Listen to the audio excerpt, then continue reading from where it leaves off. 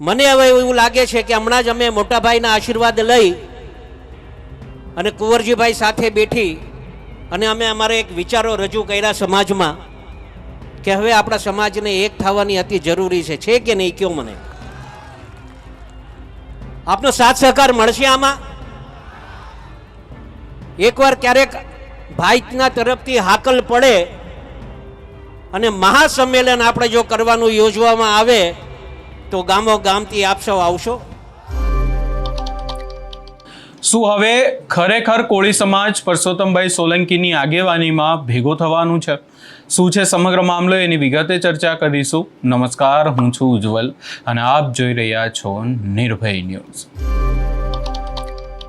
આપણે છેલ્લા કેટલાય સમયથી જોઈ રહ્યા છીએ કે કોળી સમાજ સતત ચર્ચામાં છે અને અનેક બાબતોને લઈને ચર્ચામાં પણ આવે છે. આપણે જોયું કે અનેક એવી બાબતો પણ સામે આવી કે જ્યાં કોળી સમાજમાં જ બે ભાગલા પણ જોવા મળ્યા. કુંવરજીભાઈ અને હીરાભાઈ સોલંકીને લઈને પણ અનેક ચર્ચાઓ થઈ. પરંતુ આ તમામ ચર્ચાઓની વચ્ચે હવે હીરા સોલંકી દ્વારા કોળી સમાજને એક સંદેશ આપવામાં આવ્યો છે અને ખાસ કરી અને કોળી સમાજના મહાસંમેલનને લઈને વાત કરવામાં આવી છે. સૌપ્રથમ હીરાભાઈ સોલંકીનું જે નિવેદન સામે આવ્યું એ સાંભળી લઈએ. કોળી સમાજના રાતનો હોકારો આપણે કહી શકીએ અને હંમેશા કોળી સમાજ માટે જીવન જીવનારા અમારા ગુજરાત રાજ્યના મંત્રીશ્રી, મારા પિતા તુલ્ય, મારા બાપુજી કહી શકો, મારા ઘરના મોભી કહી શકો, જેમના આશીર્વાદથી હર હંમેશા અમે કોળી સમાજની સેવા કરતા આવ્યા છે એવા મારા પરમ પિતાજી કહી શકે એવા મારા ભાઈ, મોટા ભાઈ પરસોત્તમભાઈ સોલંકી, આ મંચ પર બિરાજમાન પૂર્વ મંત્રી શ્રી આદરણીય ભાઈ શ્રી આરસીભાઈ મકવાણા. કહેવાય છે કે મોરના ઈંડાને ચિતરવા પડતા નથી. વાત સાચી ને? મોરના ઈંડાને ચિતરવા પડતા નથી.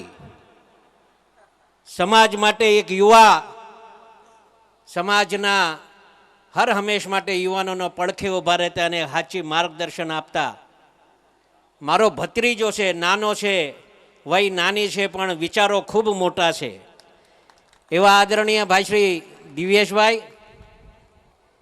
એ જ રીતે કોળી સેનાનું સોમનાથ જિલ્લાનું પ્રતિનિધિત્વ કરતા હોય એને જેવે હંમેશા સમૂહ લગ્ન, આવી જ રીતે સમૂહ લગ્નમાં ઉનામાં પણ સમાજના સમૂહ લગ્ન કરતા આવ્યા હોય એવી મારી ભત્રીજી બેન શ્રી દીપાબેન,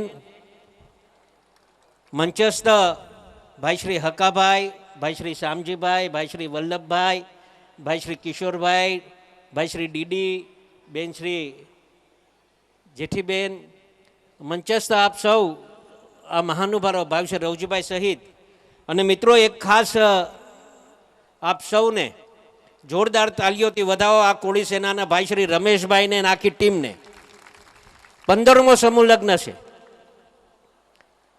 મિત્રો દિવેશે જે વાત કરી, આ યુવાનો માટે વાત કરી, હું આ વાતને ફરીથી દોહરાવું છું. મને હવે એવું લાગે છે કે હમણાં જ અમે મોટાભાઈના આશીર્વાદ લઈ અને કુંવરજીભાઈ સાથે બેઠી અને અમે અમારા એક વિચારો રજૂ કર્યા સમાજમાં કે હવે આપણા સમાજને એક થવાની અતિ જરૂરી છે કે નહીં? કયો મને આપનો સાથ સહકાર મળશે આમાં? એકવાર ક્યારેક ભાઈના તરફથી હાકલ પડે અને મહાસંમેલન આપણે જો કરવાનું યોજવામાં આવે તો ગામો ગામથી આપ સૌ આવશો? આ સંદેશો આપણે આખા ગુજરાતમાં આપવાનો છે. એક મંચ પર આવવાની હવે આપણે સમય આવી ગયો છે. મિત્રો આપણા કોળી સમાજના એક, તમારે જે કાંઈ ભાઈને સમજવા હોય, મોટા ભાઈ ભાઈને સમજો, પિતા તુલ્ય સમજો, સમાજના એક રાહબર સમજો, જે સમજવું હોય મિત્રો. પણ હવે સમય આપણે આવી ગયો છે. આપણો સમાજ બીજા સમાજ કરતાં હજુ ઘણો પાછળ છે. અમે તો બધી કો રખડતા હોઈએ, વાતો કરતા હોઈએ, હજુ ઘણો પાછળ છે આપણો સમાજ. મિત્રો આપણા સમાજ પર અન્યાય જ્યાં જ્યાં થતો હોય ને હંમેશા ભાઈઓએ અગ્રેસર રહીને હંમેશા આગળ વધીને કામ કર્યું છે. પછી કોઈની ચિંતા નથી કરી ભાઈઓએ, અને અમે કરવાના પણ નથી. અમે જે કાંઈ છીએ અમે જે કાંઈ છીએ મિત્રો, એમાં મોટોમાં મોટો કોકનો ફાળો હોય તો કોળી સમાજનો છે. હર મંચ પરથી આ વાત કરવામાં જરા એમાં શરમાતા નથી. અને હવે કોળી સમાજ માટે આવતા દિવસોમાં એવું વિચાર્યું છે કે એક મંચ પર આવવાનો સમય હવે આપણે થઈ ગયો છે. આપને ખ્યાલ હશે, હમણાં થોડાક મહિના પહેલા ઠાકોર સમાજ ભેગો થયો હતો, અડધી રાતે ભેગો થયો હતો. 1.5 લાખ માણસો થયું હતું, 1.5 લાખ. એ કરતા આપણો સમાજ હજુ વધારે છે. કોળી ઠાકોર એક જ છે, પણ છતાં પણ આપણો સમાજ વધારે છે મિત્રો. ગામો ગામથી મિત્રો જ્યારે હાકલ પડે ને, ત્યારે ગામો ગામથી એક એક વ્યક્તિ પોતાના ખર્ચે છે ને ત્યાં પહોંચવાના પ્રયત્ન કરજો, જ્યાંથી સ્થળ આપે ત્યાં. મિત્રો, આ આપને આવેદન કરવા આવ્યા છે. આ અતિ જરૂરી છે. આપણો સમાજના ખાટલે ખોટ હોય તો આપણો સમાજ આર્થિક રીતે સ્થિર નથી, અને એના માટે એક આયોજન કરવાનું નક્કી કર્યું છે. આપણા સમાજને એક બંધારણ નક્કી કરવું પડશે, જેના કારણે આપણે જે ખોટા ખર્ચા કરી રહ્યા છે એ ખોટા ખર્ચા થતા અટકે. આપણે આ બંધારણ નક્કી કરવું પડશે. સમને બધા સમાજના લોકોને આની અમલગીરી કરવી પડશે. અમે જો અમને ભગવાને આટલું બધું આપ્યું હોય ને અમે જો અમારી દીકરીઓને સમૂહ લગ્નમાં પરણાવતા હોય મિત્રો, તો આનાથી એક બહુ મોટી શીખ લેવી પડે.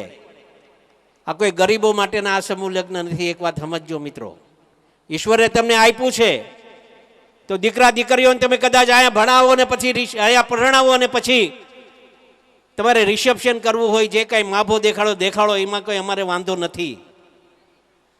પણ સમાજને એક રાહ બતાવો કે સમાજ માટે અમે આગેવાનો થઈને પણ આવા કાર્ય અમે કરીએ છીએ, તમે સૌ જોડાવામાં. મિત્રો, હું ગર્વ સાથે એમ કહી શકું કે આખા ગુજરાતમાં સૌથી વધારે સમૂહ લગ્ન જો ક્યાંક થતા હોય તો મારા મત વિસ્તારમાં થાય છે મિત્રો. એ મને ગર્વ સાથે કહી શકું. 700 દીકરીઓને પરણાવી આ વખતે સમૂહ લગ્નમાં, 700 થી વધારે. પ્રાઇવેટ લગ્ન થયા એ અલગ, વ્યક્તિગત લગ્ન થયા એ અલગ. 700 ના ઉપર દીકરીઓ અમે પરણાવી મિત્રો.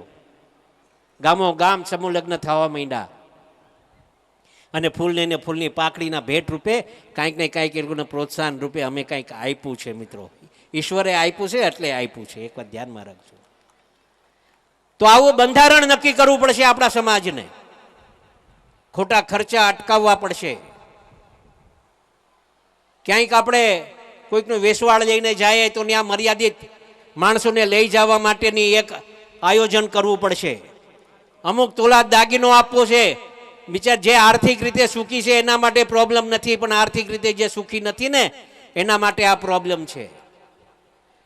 એ ક્યાંથી ઓછી પાછીનું લઈ આવીને કે ભાઈ આટલો દાગીનો ચડાવવો જ પડશે, આટલો દાગીનો આપવો જ પડશે, તો આમાંથી આપણે બહાર નીકળવું પડશે મિત્રો.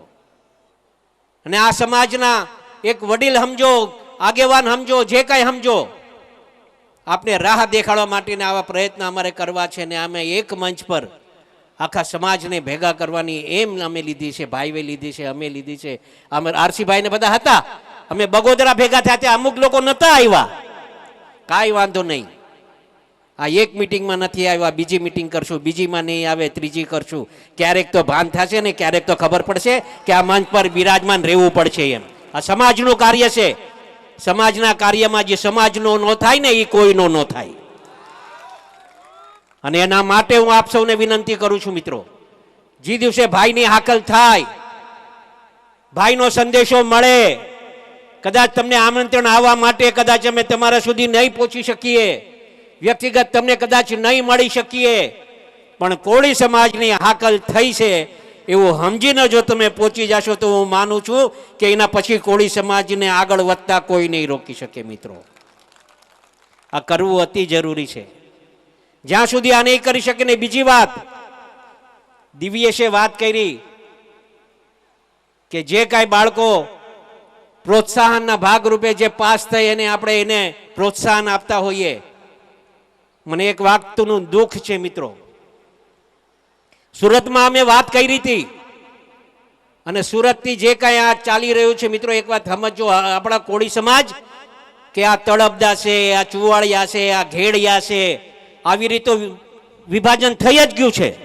પણ હવે હજુ એક બીજું ષડયંત્ર ચાલુ થયું છે, એ ધ્યાનમાં રાખજો કોળી સમાજ. આ બારિયા છે, આ સાકટ છે, આ સોલંકી છે, આ મકવાણા છે, આવું વિભાજન ચાલુ થયું છે. આમાંથી બચીને રહેજો, આપ સૌને કહેવા આવ્યો છું મિત્રો. આપણા સમાજ માટે બહુ ખતરનાક વસ્તુ છે. આપણા સમાજ માટે ધ્યાનમાં રાખજો આ વસ્તુ. તમે તમારા બાળકોને પ્રોત્સાહન આપો, એમાં અમને જરાય પ્રોબ્લેમ નથી. પણ જે સમાજને, જે અટકના આપણા નાના માણસો છે, એને કોણ પ્રોત્સાહન કરશે? એના માટે કોણ આવું આયોજન કરશે? તમે સમસ્ત કોળી સમાજનું આયોજન કરો, જેના કારણે આપણા નાના નાના બાળકોને પ્રોત્સાહનના ભાગરૂપે આપણે જે કંઈ આપી શકીએ એ આપો એમાં. પણ આ પાપ ન કરતા આ છે ને આવતા દિવસોમાં, કેમ કે સુરતથી જે કાંઈ પ્રસરતું હોય ને એ ગામડાઓમાં વહેલું પહોંચે ને આવું ચાલુ થયું છે, એને અટકાવજો. જે કાંઈ આયોજકો હોય એને હાથ જોડીને વિનંતી કરજો, અમારા વતી વિનંતી કરજો કે આવું કરીએ છીએ બાપા, આવું રહેવા દો. આપણે આપણા સમાજમાં આટલા ભાગલા છે, હજુ હવે શાકવર આપણા આવા ભાગલા કરવા નથી. નહીં તો થાશે કેવું કંઈક કે ભાઈ સોલંકી કોખારે બાંધ્યો તો કે મકવાણા કોખારે બાંધ્યો તો કે હાલો હવે સાવ જુદા કે આ લોકથી. સાકટો થઈ જાય, સોલંકી થઈ જાય, મકવાણા થઈ જાય, બારિયા થઈ જાય. આ પાપ આપણે નથી કર્યો. હવે તો સમસ્ત કોળી સમાજ મિત્રો, આનાથી બીજું કાંઈ ખપે જ નહીં. આપણે વધારે કાંઈ વાત નથી કરવી મિત્રો, પણ આપણે આ સંદેશો ગામો ગામ આપણે પહોંચાડવાનો છે. ત્યારે આજે 35 દીકરીઓ જે નવદંપતિ પ્રભુત્વમાં પગલાં માંડી રહ્યા છે, માં જગદંબા પાસે પ્રાર્થના કરીએ, માં ખોડિયાર માં પાસે પ્રાર્થના કરીએ, માં ચામુંડા માં પાસે પ્રાર્થના કરીએ. દિન પ્રતિદિન આમની પ્રગતિ થાય, ક્યારે એમના પર ભગવાન દુઃખ ના આવવા દે. ને એક વાત સમજો મિત્રો, દુઃખ સુખ તો ઈશ્વર બધાના ઘરમાં આપતા જ હોય. સંસાર એ દીકરી વ્યવસ્થિત રીતે એનો સંસાર આગળ વધારે, એ જ પ્રાર્થના સાથે વિનમું છું. ભારત માતા કી જય, વંદે માતરમ, જય જય કોળી સમાજ, જય કોળી સમાજ. તમે અહીંયા હીરા સોલંકીને પણ સાંભળ્યા અને વાત સીધી જ એક મહાસંમેલનની કરવામાં આવી રહી છે. આપણે જોયું હતું કે વચ્ચે અનેક જે પત્રિકાઓ પણ વાયરલ થઈ હતી કે જ્યાં પરસોત્તમભાઈ સોલંકીની આગેવાનીમાં કોળી સમાજ ભેગો થશે એવી વાતો થઈ રહી હતી.